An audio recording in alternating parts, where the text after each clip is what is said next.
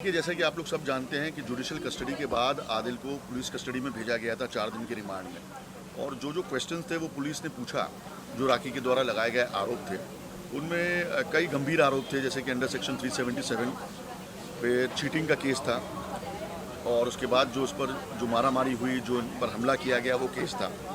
आज रिमांड जब दोबारा अंधेरी कोर्ट में पहुँचा तो माननीय न्यायालय ने उन्हें जुडिशल कस्टडी में भेज दिया। जुडिशल कस्टडी अमूमन तौर पे 14 दिन की होती है।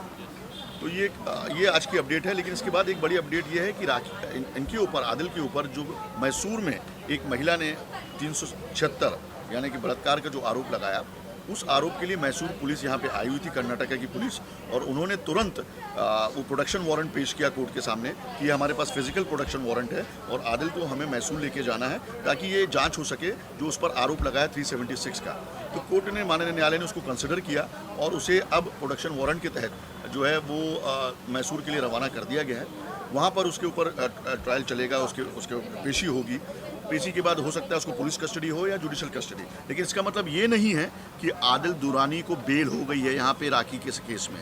आदिल दुरानी अभी भी टेक्निकली जुडिशल कस्टडी में है और जब मैसूर की हियरिंग कंप्लीट होगी तो आदिल दुरानी को दोबारा मुंबई में लाना होगा।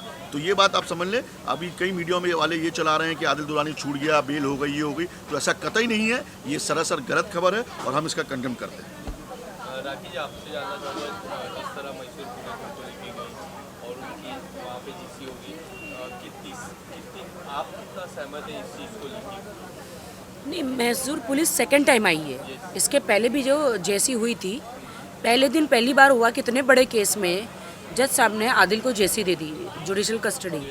बट हालांकि ऐसा नहीं होना चाहिए था, पहले पुलिस कस्टडी होनी चाहिए थी, फिर जेसी होना चाहिए थी। बट अभी पुलिस कस्टडी हुई है यहाँ पे जब हम लोगों ने केस लड़ा तो पुलिस ने ये कहा कि 80% तो सबूत सब आ गए हैं, जो कि मुझे नहीं लगता कि आए हैं 80%, क्योंकि जो मेन तो 80% 100% प्रूफ तब होंगे जब उनके दोनों फ़ोन हाजिर होंगे, पुलिस कस्टडी में होंगे, क्योंकि सारा गुनाह, सारा क्राइम फ़ोन में ही है। जिस दिन उनको अरेस्ट किया गया था उस टाइम से लेकर रात तक उनको जेल में डाला गया, पूरा दिन फ़ोन उनके पास था। क्योंकि आप पूरी मीडिया बाहर थी और वो अंदर से मुझे, जब मैं कंप्लेंट लिखवा रही थी, पूरा मुझे रात तक फ़ोन आए हैं, रात तक फ़ोन आए हैं। तो मतलब फ़ोन तो उन्हीं के पास था, दोनों आईफोन। यानी इनके कहने का मतलब इन शॉर्ट कि जब उसका स्टेटमेंट रिकॉर्ड किया जा रहा था तब भी फ़ोन उसके पास था, और जब ऑफिशियली उसको अरेस्ट किया गया उसके बाद भी फ़ोन उसके पास था। यानी कि रात के राखी के मुताबिक 11, साढ़े 11, 12 बजे तक राखी को कॉल आ रहा था। जब मोबाइल उसके पास था तो फिजिकल फिक्सिंग के बाद उस मोबाइल फ़ोन को अपने पास क्यों नहीं लिया पुलिस ने, ये सवालिया निशान है। हालांकि हमारा कोई कंप्लेंट मुंबई पुलिस के खिलाफ नहीं है, हमें पूरा भरोसा है मुंबई पुलिस से, उनके कार्यप्रणाली से, लेकिन हमें उस ऑफिसर पे कहीं ना कहीं डाउट आ रहा है कि आखिरकार वो मोबाइल फ़ोन उसने क्यों नहीं लिया, क्योंकि उसी मोबाइल में राखी के मुताबिक वीडियोस हैं, फोटोग्राफ्स हैं, जिसको लगातार राखी ने हाईलाइट किया है और मीडिया के समक्ष, पुलिस के समक्ष स्टेटमेंट में कहा है कि उसके कुछ आपत्तिजनक फ़ोटो और वीडियोस लिए गए। तो ये एक बहुत एविडेंस, महत्वपूर्ण एविडेंस था वो मोबाइल फ़ोन, जिसको लेने में कहीं ना कहीं वो पुलिस अधिकारी चूक गया। अब क्यों चूक गया ये वो जाने और डिपार्टमेंट जाने। हम डिपार्टमेंट से गुहार लगा रहे हैं और संपर्क में हैं कि ये इसकी जाँच होनी चाहिए। मेरे ऐसे वीडियोज़ है जो हमारी हनीमून के, हमारे पर्सनल ऐसे वीडियोज़ है जो आदिल ने अपने स्नैपचैट से किसी और को भेजे हैं। आप समझ रहे हो, आदिल के अकाउंट से बहुत सारे वीडियो ऐसे गए हैं और सामने वाला बंदा मुझे धमकी दे रहा है। आपने सुना, वो देखा था कि अगर तुम चुप नहीं रही, आदिल के बारे में बार बार वीडियो के बारे में पूछा तो मैं तुम्हारे सारे वीडियो वायरल कर दूंगा। वो सारा मेरे पास मैसेजेस है जो मैंने पुलिस को दिए हैं, आपने कोर्ट पे भी पेश किए और सारे मैसेज एडवोकेट को दिए हैं मैंने। कोर्ट की तरफ से क्या कुछ दलीलें? मुझे तो नहीं पता कोर्ट का। देखिए, इतनी जल्दी ट्रायल तो शुरू नहीं हो सकता ना। शर्लिन एक लॉयर भी हैं, होने वाली बहुत जल्दी एडवोकेट हैं, ये जानती हैं, ये पढ़ रही हैं कि ट्रायल इतनी जल्दी शुरू नहीं होता। अभी प्राइमा फेसी, अभी तो हियरिंग चलती है, दोनों ही पक्ष अपनी दलीलें सामने रखते हैं। ये कोर्ट बोर्ड में आने में तकरीबन 4 से 5 साल लग जाएगा। चार्जशीट के बाद 4 से 5 साल भाई, इतना तो टाइम लगता है बोर्ड में आने के लिए, और फिर उसके बाद ट्रायल शुरू होगा। हो सकता है जल्दी भी आ जाए, लेकिन आज लोड इतना ज़्यादा है कोर्ट के बाद, कोविड के 2 साल के बाद के आज शायद हियरिंग होने में, स्टार्ट होने में, ट्रायल शुरू होने में टाइम लगेगा। तो जब ट्रायल शुरू होगा तब विस्तार से बातचीत होगी दोनों पक्षों की दलीलें। अभी तो बड़ा प्राइमा फेसी है यार। अभी तो अरेस्ट किया, कोर्ट में प्रोड्यूस किया, कोर्ट ने उसको पहले जेसी दी, बाद में पीसी दी, अब वापस जेसी दे दी। और शर्लिन, आपका क्या टेक है जिस पे जिस तरह ये केस नए नए रूप ले रहा है, आप क्या कहना चाहोगे? आप राशि जी को सपोर्ट कर रहे हो, कई दिनों से सपोर्ट कर रहे हो, आपका क्या टेक ऑन? देखिए, जब राखी सावंत की शादी हुई, मुझको और राखी के सभी चाहने वालों को, शुभ चिंतकों को ऐसा लगा कि बॉलीवुड की राजकुमारी को उनका राजकुमार मिल गया। लेकिन धीरे धीरे धीरे हमारे सामने उस राजकुमार की असलियत आने लगी और हमने ये जाना कि वो असल में दुनिया का सबसे बड़ा ठग है जो महिलाओं को ठगता है। राखी के साथ शादी करने के बाद भी उस बंदे के गैर महिलाओं के साथ संबंध थे। वो बंदा ऑन कैमरा कुरान पर हाथ रखकर ये कसम खाता है कि वो राखी के साथ बेवफाई नहीं करेगा, राखी को धोखा नहीं देगा, इस रिश्ते को पाक रखेगा, इस रिश्ते की इज्जत करेगा। लेकिन हुआ क्या? वो सब एक ड्रामा था। उसको शर्म आनी चाहिए। उसकी जो घिनौनी मानसिकता है, उस मानसिकता को कोई पसंद नहीं करता है। समाज में लोग किसे हीरो मानते हैं? उस शख्स को हीरो मानते हैं जो अच्छाई को चुने, ना कि बुराई को। उस इंसान को हीरो मानते हैं हम, या हीरोइन मानते हैं, जो अच्छाई को चुने। और आज हम देख रहे हैं कि कैसे राखी अपनी ज़िंदगी में एक हीरोइन के तौर पर उभर कर आ रही है। अगर वो कमज़ोर होती तो मेरे ख्याल से अभी तक उसने कोई गलत कदम उठा लिया होता। हमने देखा है कि कैसे सबरमती नदी में एक मुस्लिम महिला ने अपनी जान दे दी थी क्योंकि उसके शौहर ने उसके साथ गलत किया, एक गैर महिला के साथ संबंध बनाकर। आम तौर पर इस देश की पीड़ित महिलाएं जब उनके साथ इंसाफ नहीं होता है, दुष्कर्म होते हैं, तब वो हिम्मत हार जाती हैं।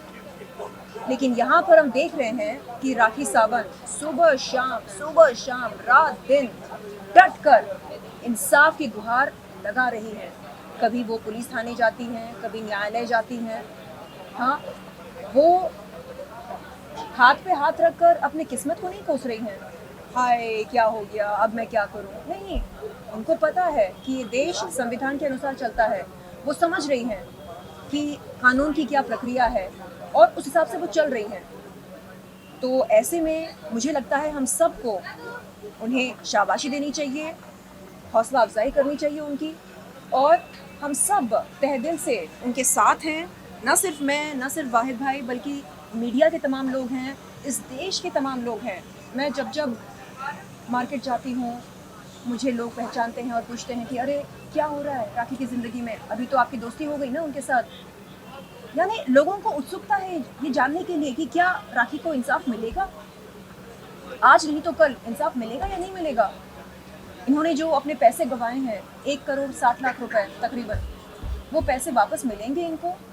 और ये जो शादी हुई है, इस शादी का क्या होगा? क्या आदिल इनसे माफ़ी मांगेगा? क्या वापस आएगा इनके पास? क्या ये शादी टूट जाएगी? क्या डिवोर्स हो जाएगा? क्या होगा? डिवोर्स नहीं होगा बेबी, मैं तो तलाक उसको कभी नहीं दूंगी, मैं तो कभी नहीं दूंगी। आप माफ़ कर देंगे उन्हें? माफ़ नहीं करूंगी।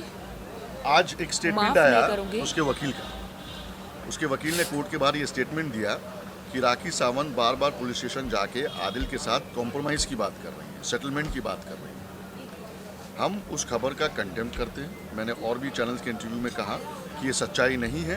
राखी पुलिस स्टेशन अपनी इन्वेस्टिगेशन के लिए जाती थी। आपको पूरा अधिकार है पता करने का कि क्या हो रहा है क्या नहीं हो रहा। शर्लिन, आप जानती हैं अच्छी तरीके से, अगर आप जाके स्टेटमेंट दे रही हैं और कोई आदिल को लेके उसके कैबिन में आता है और आदिल उनसे बात करता है और उसके द्वारा, वकीलों के द्वारा राखी को फ़ोन करके ये कहा गया कि आओ आदिल मिलना चाहता है, राखी ने डिनाई किया है बार बार, अब राखी अगर अपने अपडेट लेने के लिए पुलिस स्टेशन जा रही हैं और वो आदिल दुरानी वहाँ पे आ रहा है और बातचीत हो रही है, तो ये सेटलमेंट की बात कहाँ से हो जाएगी? राखी आज एक आइडल है तमाम लड़कियों के लिए जो आज इस त्रासदी से गुजर रही हैं, जो इस दुविधा से गुजर रही हैं।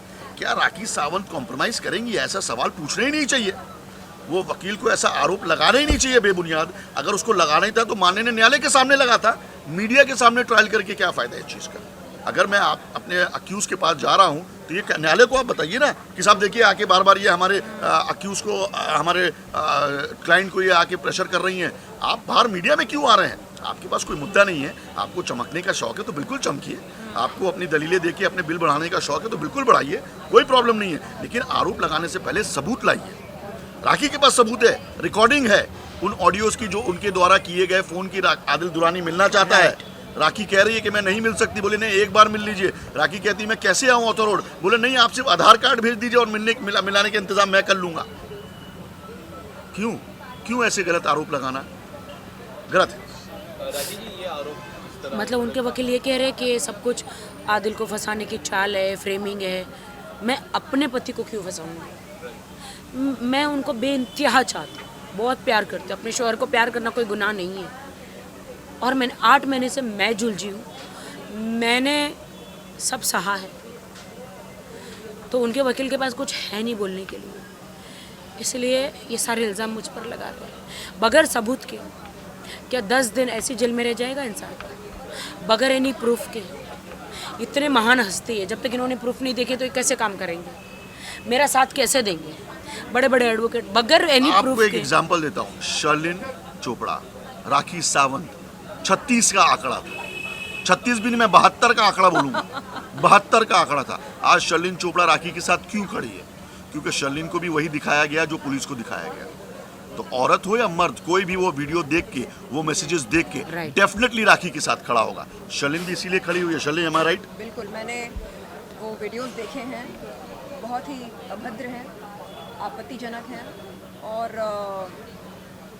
किसी भी शौहर को अपनी पत्नी के इस किस्म के वीडियोस वायरल नहीं करने चाहिए, साझा नहीं करनी चाहिए किसी के साथ भी, ना अपने दोस्तों के साथ, ना किसी पब्लिक प्लेटफॉर्म पर जाकर। अगर आप ये सब कर रहे हैं तो ये जो रिश्ता है शादी का, इसकी क्या अहमियत रह जाएगी? कुछ नहीं।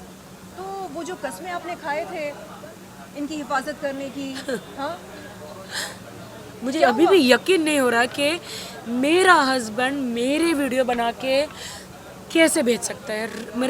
मुझे अभी भी यकीन नहीं हो रहा है, रियली कैसे हो सकता है ऐसा? राखी जी, आपको इसी दौरान, जब मैं लास्ट एक हफ्ते की मैं बात करूँ, 2 बार आपकी ईयरिंग हुई है। दोनों ईयरिंग में मैं लास्ट एक हफ्ते की ही बात कर रहा हूँ, कितनी बार उनके एंड से आपको कॉल आए और क्या कुछ उन्होंने 99% मुझे उनके एडवोकेट के कॉल आए, जो अलग अलग नाम से ये लोग कॉल करते, कोई नेहा, कभी क्या नाम है, अलग अलग नाम से आपको बुलाया है। और मैं सोची कहीं कोई रंग नंबर तो नहीं कर रहा, लेकिन नहीं, वो जो मेरी बातें आदिल से हुई है वो सामने से रिपीट करते हैं। वो जिस नाम से मुझे पुकारते हैं, मुझे आदिल पापुड़ी नाम से पुकारते हैं, पापुड़ी। तो फिर मैं सोची कि हाँ, फिर ये आदिल का मैसेज है, तो रिकॉर्डिंग मेरे पास है। उन्होंने बोला कि आपको लिटरली बुलाया वहाँ पे, कपड़े लेकर, ये लेकर, वो लेकर, थोड़े पैसे भी चाहिए, मदद कर दो।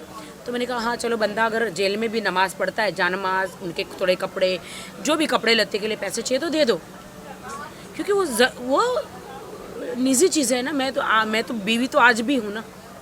हाँ, मैंने उन पे केस किया, वो तो मैं तो केस लड़ी रही हूँ, लेकिन जब उनको मदद की ज़रूरत है तो मैं खड़ी हूँ ना।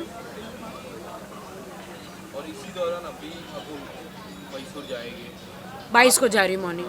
आप जाने वाले हो, क्या क्या आपकी उम्मीदें हैं मैसूर में? पता नहीं, मैं जाके फाइंड आउट करूँगी क्या हो रहा है क्या नहीं। देखिए, मैसूर केस से हमारा टेक्निकली कोई लेना देना नहीं है। It is a independent case. Right. उस महिला को त्रास था, उस महिला को प्रॉब्लम थी, उन्होंने अपना केस रजिस्टर्ड करवाया। हम उस महिला को बिल्कुल नहीं जानते, ना वो हमें जानती हैं। मैं तो नहीं। हमारा बिल्कुल लेना देना नहीं है। हाँ, राखी का वहाँ पे कुछ इंगेजमेंट्स हैं मैसूर में किसी के साथ कोलैबोरेशन का, तो शायद 22 को राखी वहाँ पे जाएंगी। लेकिन मैसूर के केस के बारे में हम ज़्यादा आपको डिटेल नहीं दे सकते। वो मैसूर की पुलिस पुलिस, कर्नाटका पुलिस और वो जो महिला जिसने आरोप लगाया है वही दे पाएंगे। क्या आप वो लेडी से मिलना चाहोगे? मैं डेफिनेटली मिलना चाहूँगी उससे, एक बार मिल लेती हूँ, क्या सच्चाई है वो देख लेती हूँ। वैसे उस लेडी ने मुझे सब भेज दिया है, मेरे पास सारे प्रूफ है, बट वो अपना प्रूफ अपने कोर्ट में पेश करे। मैं मेरा केस लड़ रही हूँ, वो अपना केस लड़े। वैसे उसने मुझे लिटरली सारे, मैंने आपको भी मैसेज दिखाया कि उसने कहा कि he was cheating on me, he was cheating on you, he didn't told me. English जानती हूँ, हिंदी तो आती नहीं उसे, कि मैं तुमसे निकाह करूँगा, तुमसे शादी करूँगा और Bangalore. I think that the matter is sub judice now. I think we should not discuss that matter right now. The matter is already in the court and Adil on the way to the court. We should not discuss about that. या okay, thank you. एक बात हम कहना चाहेंगे, राखी और मैं और वाहिद भाई, हम तमाम ज़रूरतमंद महिलाओं के साथ और पुरुषों के साथ खड़े हैं।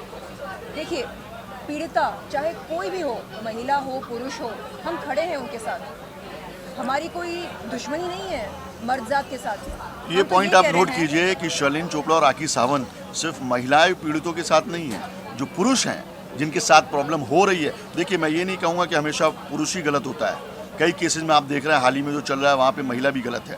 तो वो महिला अगर गलत है और पुरुष सही है, तो ये जो त्रिदेव की जो तीनों की जो हमारी जो जोड़ी है, अल्लाह उनको उसको सलामत रखे।